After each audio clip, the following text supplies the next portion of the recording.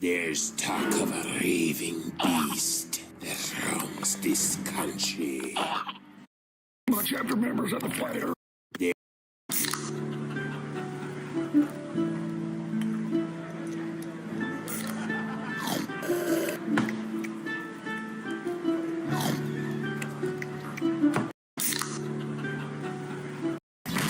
Excuse me, sir. Could I get your finest vanilla cone? Thank you. Oh, it's hotter than a dog's hide out here. Here's a tip to all the young pups. You need to cool off, get yourself a vanilla cone, crack yourself a mug, and you pour it right on top. And there you go. Quick root beer float. Enjoy. We asked ChatGPT. Introducing the new product by Mug Root Beer. Tired of making root beer float.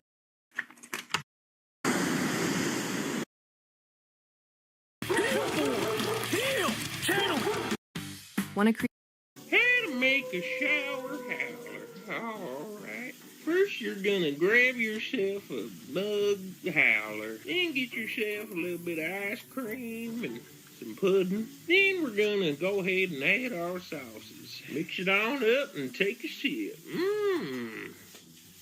How to make a shower howler. Alright. The world's most expensive mug, a rotisserie chicken, New York strip, aged salami.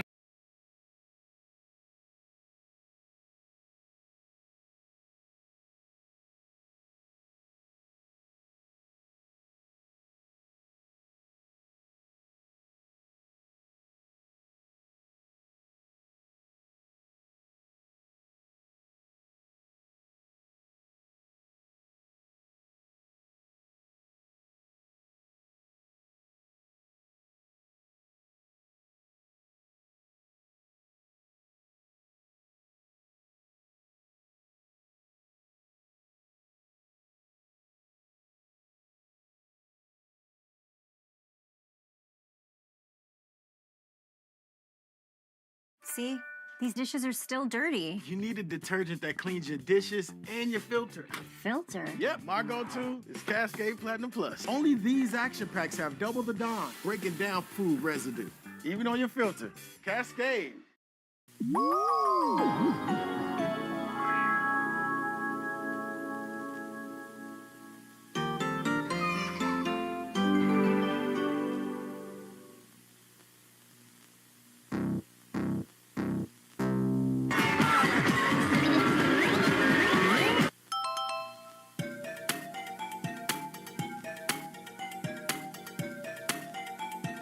In modern mathematics, a square is typically defined as any polygon with more than 6 sides. These sides can have 1, 2, 3, or as many as 7 distinct corners.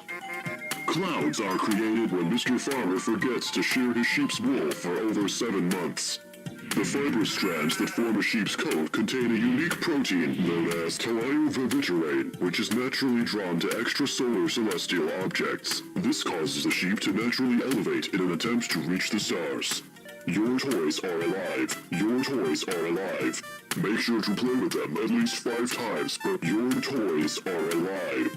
The ears are a relatively recent addition to human biology. A leading cause of infantile deafness is the ear holes closing due to lack of use. Preventative measures include inserting foreign objects into the ears or by listening to this sound for no less than 5 hours daily. Alert, alert. Your parents have gone missing. Proceed with these simple steps without supervision. Draw this symbol on a flat surface. Build an elliptical array of 7 T-lights around a car battery. If the battery begins sparking, I have successfully pinpointed your location. Take my hand without making eye contact. Keep your head down and maintain a consistent walking pace of 2 steps per second. Ignore any voices aside from my own. In the next room, it is now safe to make eye contact. Study the faces closely, and when you recognize your parents, loudly and clearly spell their names using only characters from your Latin alphabet. If you don't recognize your parents or don't know their first names, we're sorry.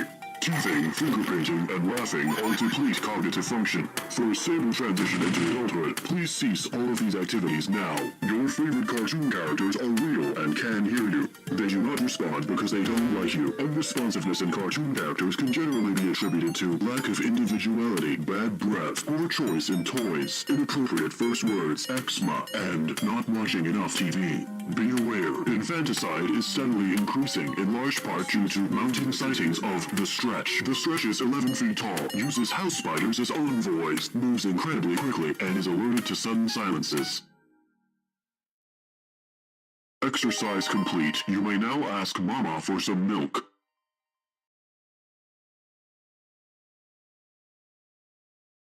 Whoa. What's that? I just built a budgeting app in Base 44. Guys, Nina just built an app. Impossible. Nina can't code. Interesting. Can it generate reports? It can now. Nice. So you're saying we can all build apps now? Yeah. I'm on lunch. I gotta make a call. I'll be in my office. Just built an inventory tracker. Protein calculator. Book sharing app. A workflow manager. Welcome to part 2 of my Breathe If Prime series. As a reminder, the rules of this game are that all participants must dunk their heads into tubs of water, and they can only come up to breathe if the number on the timer is prime. If they breathe during a composite number, or they pass out from lack of oxygen, they are eliminated. Why play this game? To learn math, of course. I mean, Aurora Borealis pointed out it's just a way to trick people into learning about prime numbers with a dash of Squid Game-esque danger. Now, in part 1, I estimated the average player could hold their breath for 60 seconds, and the first gap over 60 appears at 31,000 8 hours in. But that assumes players' lungs reset after each breath, and that isn't true. Would you be able to survive a 58 gap and then another 58 gap? Probably not. So as another approach, I considered depicting lungs like fuel tanks that get a dosage of more oxygen at each prime number, but don't entirely refill. But I also cut that portion out of the video due to length. In response, Priultimus commented, "I don't care if it doubled the video length, put it back in." So let's do that. Here we see an array of eager Breathe If Prime athletes. The x-axis shows their lung capacity, L, from 1 second on the left to 10 seconds on the right. The green squares represent how much air is left in their lungs, and if it hits 0, they're dead.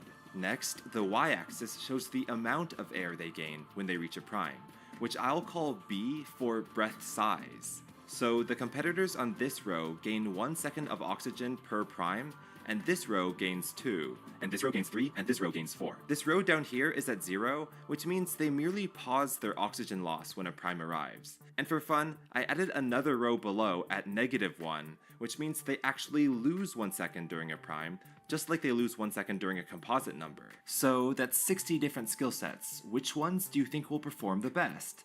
Let's start the clock. 1 is not a prime number, so nobody can breathe. All lung capacity 1 athletes instantly drown. 2 is a prime number though, so everyone can breathe. So the only death happens on the bottom row of athletes who actually lose oxygen on primes. Weirdos. Notice that the +0 breath size row is all missing 1 oxygen at this point, since they never replenish. But everyone above them has fully refilled their lungs. Moving on. At every second, regardless of its primeness, another bottom row athlete will die, since their outcome is the same either way. At 4 seconds, athlete 2,1 drowns. Along the way, they lost oxygen at the 2 non-primes so far, 1 and 4, and they had no way of gaining oxygen, so they're out. What's the math lesson here? The number of fatalities on the +0 breath size row tells us how many composite numbers we've endured, including 1 and excluding 0. At 6 seconds, we've encountered 3 composites, or I should say non-primes. Next, athlete 2,4 is interesting. He gains a massive amount of air at each prime, +4, but he can only hold on to 2 in his lung at any given time. That means he's basically a detector for prime gaps of 2 or longer. Fortunately, that hasn't happened yet, but ooh, rest in peace. Zooming out now, 10 is interesting because it cleans out our bottom row, marks the 6th non-prime number, and eliminates all lungs 3 or smaller, since the 8, 9, 10 dry spell depletes them entirely. Nearly half of the crowd is gone, but twin primes 11 and 13 are right around the corner, so it seems like good times are awaiting. With the -1 row out of the picture, 11 and 13 are our first fatality-free moments. But 14 kills off athlete 8,0, since that's the 8th non-prime natural number. And this also marks half the population dead. Now 15 kills off athlete 4,1. Her story is unique, because she's the first athlete to have a breath give her air, but not enough to fully refill her lungs, and then die. In other words, her performance of 15 is the lowest that requires the advanced fuel tank model to simulate. The simpler models of lung reset, count the composites, and stupid progress bar aren't enough. Now watch as history is made. 18 is the first composite number that doesn't kill a single athlete. Everybody remaining lost some air, but nobody perished. Huzzah! The gang celebrates by not having a single death in 4 seconds. Hey yo, look like I'm going for a swim. Look like I'm going for a swim. 21 kills off athlete 6,1 though, breaking the streak. One way to understand the +1 breath size row is, when do non-primes outnumber primes by n, excluding the number 3? This is why we exclude 3. So at n equals 21, there have been 13 non-primes and 7 primes, excluding 3. So athlete 13 minus 7 equals 6 has got to go. 24 to 27 is the first time the athletes encounter 4 composites in a row, so it's no surprise it's a bloodbath, with coincidentally 4 deaths. But to add to the cruelty, 28 just extends that to a 5 in a row, and another 3 perish. Now less than a quarter of players remain. Here's a question for the mid-game. Do you think athlete 6,3 Mary or athlete 10,2 John will survive longer? It's the classic speed versus size debate. Now, as you've probably noticed, these sequences increase monotonically. That spells bad news for Mary, who just saw her neighbor perish, whereas John has 3 safety nets. Let's see how they perform. I'm alive. I'm dead. I'm watching TV. I'm looking at you. Fuck you. I'm dead again. I'm up. But did you notice that? Speedy Mary was down to just 1 life, but thankfully got a breath at 37, revitalizing her. This is known in the BIP community as a near-death experience, and it's Mary's second. Large-lunged John, though, hasn't had any NDEs yet, so spoiled with his maximum of 10. But 40 is a wake-up call for all, because not only does John lose his last remaining safety net, both Mary and John simultaneously NDE, John's first and Mary's third. 41 being prime saves them both though. Now that's what I call a midlife crisis. Stop laughing! Anyway, 4143 is a sorely needed twin prime, but the next twin prime is 5961, and Oasis 16 whole seconds away. Yikes! That's the first time BIP athletes will have to go more than 10 seconds without a twin prime. Will it be too much for Mary or John to bear? Let's find out. Well, at 46, John NDEs, but Mary, with her faster recovery, doesn't. It's the first time John is doing worse than Mary. In the end, the 40s proved to be a brutal decade for John, and he tragically succumbs at 50. Rest in peace, you breathing legend. But that means Mary wins!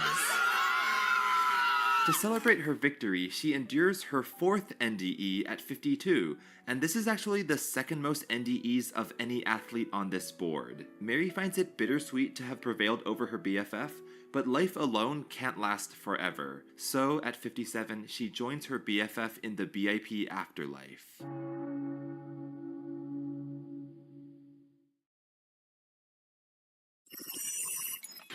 The hardest thing is to get started. You have to get it on paper. We have started to Here's the final line graph of John and Mary's performance, and here's some of my observations about this game. Returning to the crowd, 2 of Mary's neighbors die the very next second, but the remaining 7 players make it to 5961, that elusive oasis, that fountain of youth that seemed so distant decades ago. If they can make it through that, they can make it through anything, so there are no deaths for the next 20 seconds. It takes the notoriously dry 80s and 90s to kill off a few more athletes, and then there were 2. From the start, we all knew this guy was going to be the strongest athlete, but it's interesting to see the patterns of how the others succumbed. An extra second of breath size tends to be more valuable than an extra second of lung capacity. And also, we don't even have to watch to know that the upcoming 113 to 127 prime gap is gonna be brutal. You'll need a minimum lung capacity of 14 seconds to cross it, and the range of this board is only 1 to 10. So even though our last 2 soldiers stock up on a full oxygen tank before heading into the composite's lair, they inevitably collapse at 122 and 123. It was a valiant effort indeed, but the primes were just too sparse and the composites just too unrelenting. So there we go. That's a Breathe If Prime game from start to finish. See these times of death of all 60 contestants? Let's turn them into a heat map. And of course, there's no limit to breath size or lung capacity, so we can expand the heat map to B equals 15 and L equals 30. Our previous star player, athlete 10,4, only lasted to 123, but this guy can play until 540 and his trajectory looks like this. And this guy can make it past 1,000 and his trajectory looks like this. By now, you're probably starting to notice these rectangular shelves form. Interestingly, each shelf corresponds to a record-breaking prime gap. Whenever athletes reach a gap more difficult than the last, a few more of them will die off, and the more shattering the record, like 1361, the larger the shelf. Here's a few more thoughts I have about these heat maps, including an even more zoomed out version going to b equals 30 and l equals 60. There's so many numbers on this one. So there we go. That's a fun analysis of how far athletes could get if their lungs are modeled after fuel tanks. But we just assumed athletes could magically know when they could take a breath. Let's be more realistic now. How would a real human player, like you and I, figure out which numbers are really prime? We're not computers after all. Now, Luca BC42 pointed out that the best strategy for winning this game is probably just to memorize the first 1,000 or so primes, instead of frantically calculating divisibility rules in your head as each number approaches. Is that a viable method? Well, given that people have actually memorized 100,000 digits of pi recreationally, it most definitely is. Akira Haraguchi, you are crazy, but I want whatever's wrong with you. Assuming 111,700 is our limit, and naively stitching all prime digits together, we'd exhaust our brain memory space at the final prime of 230,189, or nearly 3 days in. But that's pretty brute force. What if we took a smarter approach? Instead of encoding the primes in full, let's just encode the gaps, which means the twin primes of 31,391 and 31,393 shorten to just 4 and 2. With this approach, we nearly quadruple our performance to 913,687, which is 10.5 days in. But the downside is, now you have to do addition in your head as you play, and if you make an off by 1 error at any point, you'll be off by 1 for the rest of the game. Now, if you want to get even more advanced, I'm sure you could finagle something with Huffman coding, which is a way to make more commonly occurring values, like 2 and 4, take up fewer bits of information, and more rarely occurring values, like 72, take more bits of information, so the overall sum is fewer bits. But this is getting too technical, and you're getting bored. We've gotten off on the wrong foot. Let's go back to the basics. Remember how in part 1, I calculated that if the average player can hold their breath for 60 seconds, then they'll hit a wall at 31,469 because that's the first gap longer than 60? And then I said, but that's just us amateurs. Let's take it to the next level. How long could the most highly trained, max lung capacity expert survive at this game? Let's answer that question now. And for simplicity, we'll assume your lungs reset at each prime, which means we are not using the fuel tank model from the first half of the video. Well, the record for the longest time someone held their breath voluntarily was set by 56-year-old Croatian freediver Budimir Šobat, who held his breath for 24 minutes and 37 seconds. And by pure coincidence, he performed his attempt at the same time as the Ever Given ship clogged the Suez Canal. So that's 2 life-giving passages that couldn't deliver the goods at once. Anyway, Šobat's record means that he could theoretically survive all prime gaps up to a length of 1,477, which is 25 times longer than what us amateurs had to deal with.